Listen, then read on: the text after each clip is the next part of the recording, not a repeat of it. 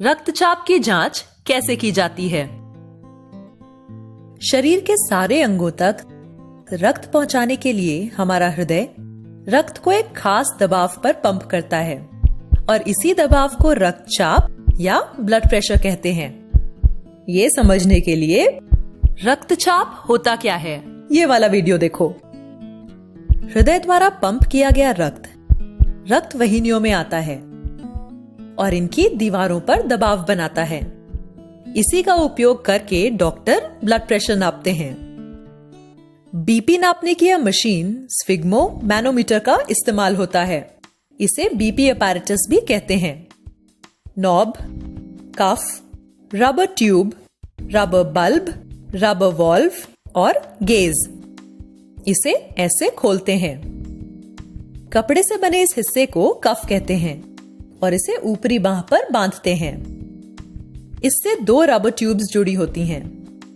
इनमें से एक ट्यूब आगे जाकर गेज से जुड़ी होती है और दूसरी इस बल्ब से। गेज एक पट्टी होती है जिससे पता चलता है कि ब्लड प्रेशर कितना है। इसके बीचों बीच एक पतली नली होती है जिसमें मर्क्यूरी यानी पारा ऊपर नीचे जा सकता है। देखो, ये नॉब है। ब्लड प्रेशर नापते समय यह हमेशा आड़ी स्थिति में होना चाहिए। रबर बल्ब में स्क्रू जैसा एक वॉल्व होता है। इसे इस तरह घुमाया जाता है। चलो अब देखते हैं कि ब्लड प्रेशर कैसे नापा जाता है। सबसे पहले डॉक्टर मरीज को आराम से बैठने के लिए कहते हैं। मरीज का हाथ ऐसी स्थिति में होना चाहिए और पैर फर्श को छूने चाहिए। बीपी अपैरेटस खोला जाता है। कफ निकालकर उसे मरीज की कोहनी से 2 अंगुल ऊपर ऐसे बांधते हैं। फिर सुनिश्चित करते हैं कि कफ बहुत कसा हुआ या बहुत ढीला तो नहीं है। उसके बाद स्टेथोस्कोप अपने कानों पर लगाते हैं। चेस्ट पीस में उंगलियों से आवाज करके पता लगाते हैं कि आवाज ठीक से आ रही है या नहीं। स्टेथोस्कोप के चेस्ट पीस को कोहनी के बीच इस प्रकार लगाते हैं। इसकी चिकनी गोल सतह को त्वचा के साथ पूरी तरह से संपर्क में होना चाहिए। दूसरे हाथ से रबर बल्ब का वॉल्व बंद करते हैं और रबर बल्ब को पंप करते हैं।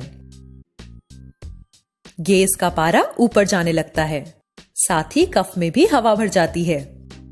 इस हवा के दबाव की वजह से रक्त प्रवाह थोड़ी देर के लिए बंद हो जाता है।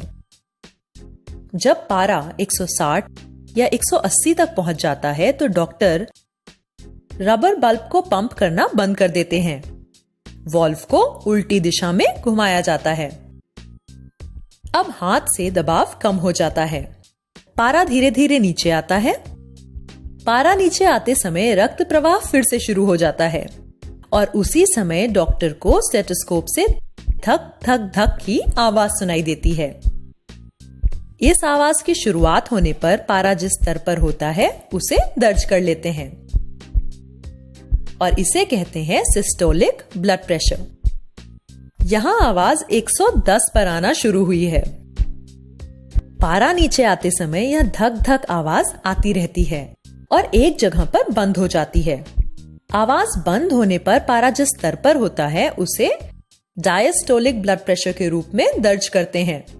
यहाँ पारे के 70 पर पहुंचने पर यह आवाज आनी बंद हो गई है तो वॉल्व को पूरा घुमाया जाता है। डॉक्टर कफ में बची हुई हवा को निकाल देते हैं। स्टेथोस्कोप को कान से निकालते हैं। मरीज के ऊपरी बांह में लगे कफ को हटाते हैं और बीपी अपैरेटस उचित जगह पर रख देते हैं। क्या तुम उस मरीज का ब्लड प्रेशर बता सकते हो जिसे हमने इस उदाहरण में देखा है?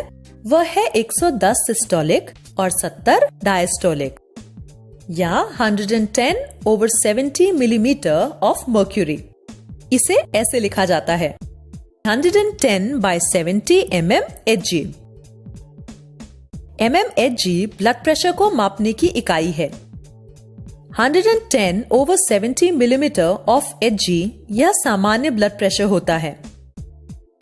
ब्लड प्रेशर 140/90 mmHg से ज्यादा हो तो उसे हाई ब्लड प्रेशर कहते हैं और अगर यह 100/60 mmHg से कम हो तो इसे लो ब्लड प्रेशर कहा जाता है।